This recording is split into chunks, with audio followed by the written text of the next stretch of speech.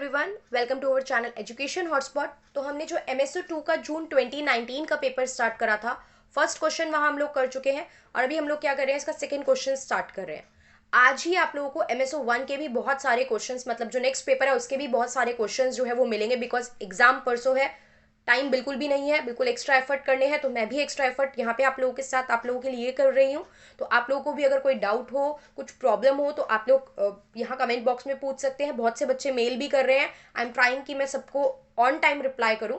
तो आप मेल के थ्रू मैसेज कर सकते हो, टेलीग्राम पे यू कैन टेक्स्ट। तो आप किसी भी तरीके से अपने डाउट और प्रॉब्लम अभी जो एग्जाम है उनसे रिलेटेड पूछ सकते हो। तो जिनके अभी लेटेस्ट अभी हाल फिलहाल एग्जाम है, उनकी प्रॉब्लम को मैं पहले सॉल्व करने की ट्राई करूंगी।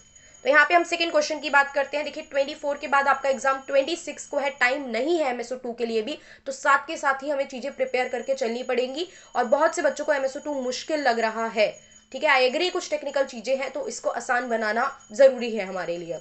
तो क्या क्वेश्चन है हमारे पास क्वेश्चन है, what is epistemology, explain its place in the social science research. Epistemology क्या है, उसका सोशल साइंस रिसर्च में क्या जो है वो रिलेवेंस, इंपॉर्टेंस, जगह आप कह लो, क्या वो पोजीशन रखता है वहाँ पे। तो सबसे पहले तो वर्ड देख के हम डर गए कि एपिस्टेमोलॉजी क्या होता है। तो मतलब समझोगे बहुत आसान हो जाएंगी चीजें। एपिस्टेमोलॉजी का देखो हिंदी में मैंने यहाँ पे लिख दिया, ज्ञान मीमांसा को लेके अगर चीजें आएंगी। ये थोड़ा सा फिलॉसफी में ज्यादा यूज किया जाने वाला टर्म है। जैसे अगर कोई बीएड करता है तो वहाँ पे फिलॉसफी आपने पढ़ी होगी, ठीक है। बाकी जो स्टूडेंट फिलॉसफी पढ़ते हैं वहां पे ये वर्ड बहुत ज्यादा यूज किया जाता है, एपिस्टेमोलॉजी। तो अब ये क्या होता है, इसको हम कहते हैं it is a theory of knowledge, या फिर हम कह सकते हैं कि this is the branch of philosophy concerned with the nature and scope of the knowledge. Knowledge के जो भी नॉलेज आपके पास है उसका नेचर क्या है, उसका स्कोप क्या है। मतलब यहाँ पे हम कर क्या रहे हैं, यहाँ पे हम अपनी नॉलेज की स्टडी कर रहे हैं। अब नॉलेज क्या होता है कि आप कितना जानते हो, जो भी आपने सुना सीखा, इंफॉर्मेशन आपके पास स्टोर है, मतलब जो भी बिलीव्स, जो भी बातें आपके पास स्टोर है, ठीक है, जो भी बचपन से लेके आज तक आपने सीखी है, सुनी है, वो सारी चीजें आपके लिए क्या है, नॉलेज है। लाइक मैं ये सब्जेक्ट पढ़ा रही हूँ, अभी मैंने ये सीखा, मुझे इसकी नॉलेज है, दैट्स वाई मैं आपको पढ़ा रही हूँ। अब आप लोगों ने ये चीज नहीं पढ़ी है अभी, तो आपको इसकी नॉलेज नहीं है। अब पढ़ने के बाद आप भी इसके बारे में जान जाओगे। तो this is the concept of knowledge. अब नॉलेज डिफरेंट डिफरेंट तरीके से आ सकती है, वो अभी हम देख लेंगे। अब यहाँ पे हमारा क्वेश्चन क्या है, एपिस्टेमोलॉजी क्या होता है। तो एपिस्टेमोलॉजी हमने देखा कि आपके नॉलेज मतलब in and out, each and everything about the knowledge को जानना, वो क्या हो जाता है, एपिस्टेमोलॉजी हो जाता है। अब एपिस्टेमोलॉजी में हम डिफरेंट डिफरेंट तरीके के क्वेश्चन के जो है वो आंसर करते हैं। जैसे कि क्या, कि नॉलेज होता क्या है, ये हमें जानने को मिलता है कि जो आपके पास ज्ञान है वो एग्जैक्टली ज्ञान है क्या। फिर वो कितने टाइप की नॉलेज होती है, जो ज्ञान है उसके कितने प्रकार हैं। What is the real knowledge, वास्तविक ज्ञान क्या है, एक्चुअल में ज्ञान है क्या। क्योंकि आप बहुत सी, कोई भी ऐसे चलते फिरते कुछ भी बात बोल जाएगा, वो थोड़ी ज्ञान में हम लोग ऐड ऑन कर लेंगे। उसके पीछे पूरे कंसेप्ट को समझना क्या चीज है। जैसे 2021 में पता नहीं कब दुनिया खत्म हो रही थी, आपने सुन लिया वो चीज, तो ये ज्ञान नहीं है, ये आपकी नॉलेज, एक्चुअल में रियल नॉलेज क्या है उसकी बात यहाँ पे की जा रही है। What is the sources of knowledge, knowledge के सोर्सेज क्या है। What is the scope of knowledge and from where one can acquire the knowledge. ये कुछ बेसिक क्वेश्चन है जो एपिस्टेमोलॉजी मतलब नॉलेज की डिटेल स्टडी करते हुए हम लोग रेस करते हैं, या इनके आंसर्स जो है वो हमें मिलने चाहिए। अब एपिस्टेमोलॉजी जो है, देखो ओरिजिन देख लेते हैं चीजों का। एपिस्टेमोलॉजी हम कोशिश करते हैं कि जिस वर्ड का इस तरीके से डेरिवेशन हो सकता है उसका करके चले, तो सो दैट उसे समझना जो है वो काफी आसान हो जाता है। और आप देख रहे हो बहुत से जो वर्ड हम यूज करते हैं जनरली या तो ग्रीक या लैटिन, मतलब मोस्टली वर्ड अभी तो हमने जो पढ़े हैं ग्रीक से ही देख रहे हैं हम। ग्रीक या जनरली अगर कुछ होंगे तो लैटिन लैंग्वेज से लिए हुए वर्ड है ये। तो ग्रीक से लिया हुआ वर्ड है। वर्ड क्या था, एपिस्टेमोलॉजी, जिसमें एपिस्टेम के मतलब क्या होता है, नॉलेज या अंडरस्टैंडिंग, कि आप किसी चीज की क्या नॉलेज रख रहे हो या उसको कैसे समझ रहे हो। फिर आता है लॉजिका। लॉजिका मतलब लॉजिया बोलो, लॉजिया मतलब क्या हो जाता है, साइंस या स्टडी। तो मतलब अगर मैं आपसे एपिस्टेमोलॉजी के नॉर्मल मीनिंग की बात करूं तो एक तरीके से ये सिंपल हो गया, स्टडी ऑफ नॉलेज। नॉलेज को पढ़ना क्या हो गया, नॉलेज को पढ़ना, नॉलेज के बारे में जानना हो गया एपिस्टेमोलॉजी। क्लियर।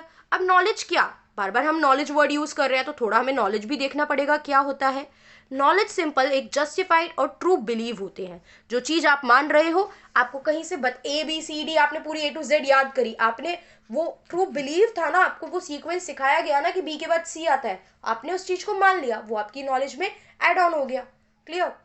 आपको कुछ बेसिक्स रूल्स सिखाए गए, प्लस प्लस प्लस होता है, प्लस माइनस माइनस होता है, माइनस माइनस प्लस होता है, वो आपकी नॉलेज में ऐड ऑन हो गया, ट्रू बिलीफ था। न्यूटन के लॉ पढ़ाए गए, दे आर क्या है, प्रॉपरली किसी ने कोड स्टडी करके रिसर्च करके उसको एक लॉ बना रखा है, वो आपने पढ़ लिया, जान लिया। सो ये सारी चीजें क्या है, ये सब नॉलेज के ही पार्ट है।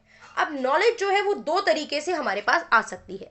नॉलेज जो है ब्रॉडली अगर मैं बात करूं तो नॉलेज दो तरीके से आ सकती है, जिसमें से हम एक प्रोसेस को क्या बोलते हैं, एक प्रोसेस को हम बोलते हैं एम्पेरिसिज्म। एम्पेरिसिज्म में क्या होता है कि नॉलेज जो है वो हमारे सेंसरी एक्सपीरियंस क्या होता है, सेंसेस क्या है, बोलते हैं ना are you in your senses, आप अपने सेंसेस में हो, मतलब आपके जो ये आईज, ठीक है, ईयर्स, आपकी टंग, आपका स्किन, आपका नोज, ये सब हमारे सेंस ऑर्गन है, जो आपको बहुत बेसिक बचपन में ही पढ़ा दिया जाता है आपकी इनिशियल प्राइमरी क्लासेस में, कि these 5 are your sense organ. तो इन सेंस ऑर्गन के थ्रू ऑब्जर्व करके, एक तरीके से देखो ऑब्जर्व ही तो करोगे जब आप चीजें सेंस ऑर्गन से देख रहे हो, वो सारी चीजें जो भी नॉलेज आपको आई, लाइक कोई चीज स्मेल करके बहुत अच्छी स्मेल लग रही है, तो वो नॉलेज हुई आपको कि ये चीज जो है ये बहुत अच्छा स्मेल करती है, इस चीज से बिल्कुल गंदी स्मेल आती है। लाइक आप देखो, कभी हम रोड से पास बाय हो रहे होते हैं, अगर कोई बड़ा सा डस्टबिन टाइप बना हुआ है, ठीक है, तो हम क्या करते हैं, हमारा हाथ ऑटोमेटिकली, हमारे पास जो भी कुछ टिश्यू या आपके पास हैंकी है,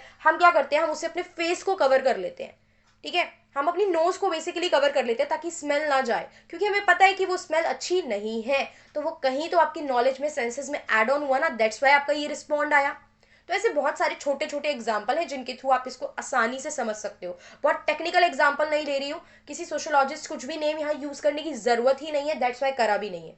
जिन क्वेश्चंस में होगा मैं खुद से कर दूंगी, ठीक है। अननेसेसरी भी जरूरत नहीं है कि हर क्वेश्चन में आप सोशोलॉजिस्ट और उनकी कोई रिसर्च और उनकी कोई थ्योरी लिखो, जहां होगा वहां हम करेंगे।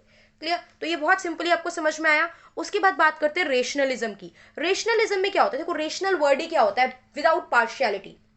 तो यहाँ पे नॉलेज जो होती है वो आप जो अपना रीजन यूज करके, ऐसा होता है तो ऐसा क्यों होता है, सन जो है वो इधर दिख रहा है, शाम को सन, जैसे छोटे मतलब छोटे पे बच्चे क्वेश्चन रेज करते हैं, अब तो चलो आपको और मुझे काफी चीजें हमारी नॉलेज में ऐड ऑन हो गई हैं, we know each and everything, but छोटे पे देखो बच्चे क्वेश्चन रेज करते हैं, यहाँ पे सन जो है मॉर्निंग में सन इस डायरेक्शन में है, बाद में सन उस डायरेक्शन में पहुंच जाता है, तो वाई दिस इज हैपनिंग।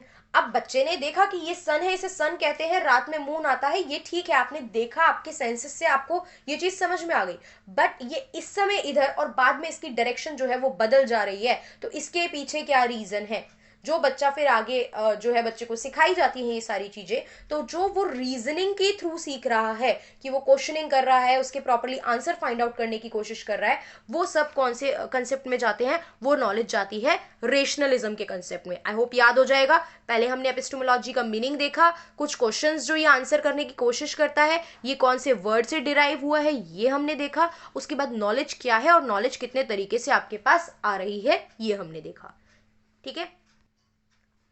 अब हमें इसमें आगे हमें क्या बताना था कि कैसे ये सोशल साइंस रिसर्च को इम्पैक्ट कर रही है, कैसे एक प्लेस रखती है। तो देखो रिसर्च फिलॉसफी, रिसर्च मतलब क्या होता है, to know each and everything about something, हम उसको डिटेल में स्टडी कर रहे हैं किसी टॉपिक की, अभी बस इतना ही जानो, बाकी रिसर्च भी डिटेल में देख लेंगे, ये रिसर्च हो गया, ठीक है। अब रिसर्च में दो चीजें होती हैं, देखो एक टर्म है ऑन्टोलॉजी और एक टर्म है एपिस्टेमोलॉजी।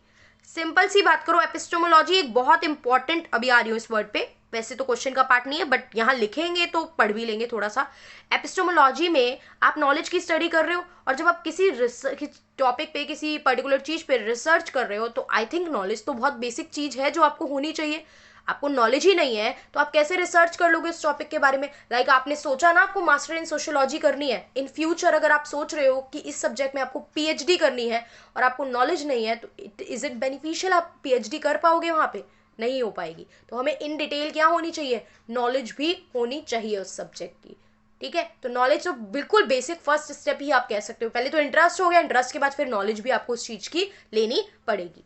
अब यहाँ पे एपिस्टेमोलॉजी का तो मीनिंग देख चुके, अब ऑन्टोलॉजी वर्ड यूज करा है तो जस्ट बेसिक सा मीनिंग देखेंगे। ऑन्टोलॉजी में हम रियलिटी की बात करते हैं कि एक्चुअल में रियलिटी क्या है, क्या रियलिटी है, क्या रियल मतलब क्या चीज है जो इस रियलिटी को शेप दे रही है, और जो सारे कंपोनेंट है जिसमें आप रियलिटी की बात करें उनके बीच में आपस में क्या रिलेशन है। अब ऑन्टोलॉजी में हम कुछ चीजें होती है, देखो डिफरेंट डिफरेंट बिलीव है। या तो हम बिलीव करते हैं कि एक कोई वास्तविकता है, एक ही रियलिटी है, एक ही सच्चाई है, ठीक है, कुछ ना कुछ क्या है, वास्तविकता है, तो इस कंसेप्ट को हम सिंगुलैरिटी भी कहते हैं। या तो हम बिलीव करते हैं कि किसी चीज की बहुत सारी रियलिटी है, अलग अलग एस्पेक्ट है, या फिर हम बिलीव करते हैं कि हाँ किसी चीज की एक वास्तविकता, एक रियलिटी भी हो सकती है, या फिर मल्टीपल भी हो सकती है। क्लियर। अब एपिस्टेमोलॉजी जो है वो इंपॉर्टेंट है। अभी हमने देखा ना, सोशल साइंस की बात कर रहे थे, नेक्स्ट पार्ट था, तो एपिस्टेमोलॉजी इंपॉर्टेंट है क्यों, क्योंकि ये रिसर्चर को इन्फ्लुएंस करती है, रिसर्चर पे प्रभाव डालती है। किस चीज का प्रभाव, कि वो कैसे अपनी रिसर्च फ्रेम करे और नॉलेज को और ज्यादा डिस्कवर करे। ठीक है, अब इस चीज की डिस्कवरी को लेके 3 अलग अलग अप्रोचेस हैं हमारे पास। ठीक है, 3 अलग अलग अप्रोचेस हैं, वो अप्रोचेस और स्टडी करेंगे और इसमें मेंशन करेंगे। क्या अप्रोचेस है, पहली ऑब्जेक्टिविस्ट अप्रोच है। ऑब्जेक्टिविस्ट अप्रोच या ऑब्जेक्टिविस्ट एपिस्टेमोलॉजी में क्या होता है, यहाँ पे हम कंसीडर करते हैं कि जो रियलिटी है ना वो आउटसाइड और इंडिपेंडेंटली है इंडिविजुअल माइंड से। मतलब देखो, एक तो ये रिलायबिलिटी देती है, भरोसे के लायक है, क्योंकि यहाँ पे आपने अपनी सेंसरी परसेप्शंस के थ्रू और थोड़ा सा रीजनिंग के थ्रू आपने क्या करा था, कहा था कि मैन जो है वो नॉलेज अचीव कर सकता है अबाउट द एनवायरमेंट। एनवायरमेंट मतलब हवा पानी नहीं, जो भी चीज आपके आसपास है सब एनवायरमेंट ही तो है। The sum total of the things around you, basically वही सारी चीजें तो एनवायरमेंट हो जाती हैं। तो इन सब के बारे में आप जो अपने सेंसेस से ऑब्जर्व कर रहे हो वो सारी चीजें किस अप्रोच में चली जाती हैं, ऑब्जेक्टिविस्ट अप्रोच में चली जाती हैं। लाइक कहा जाता है ना, जैसे देखो कब किसी की गवाही ले रहे होते हैं, जब हम विटनेस के लिए, एविडेंस के लिए यूज करते हैं किसी चीज को, तो पूछते हैं ना कि आपने अपनी आंखों से देखा है, कि आपने अपने कानों से सुना है जो बात आप बोल रहे हो। तो यहाँ पे हम क्या यूज करें, क्योंकि अगर आपने आंखों से देखा है और कानों से सुन लिया है तो मतलब वो इन्फॉर्मेशन काफी हद तक रिलायबल है ना। तो वो चीज किस में चली जाती है, वो चीज चली जाती है ऑब्जेक्टिविस्ट एपिस्टेमोलॉजी में।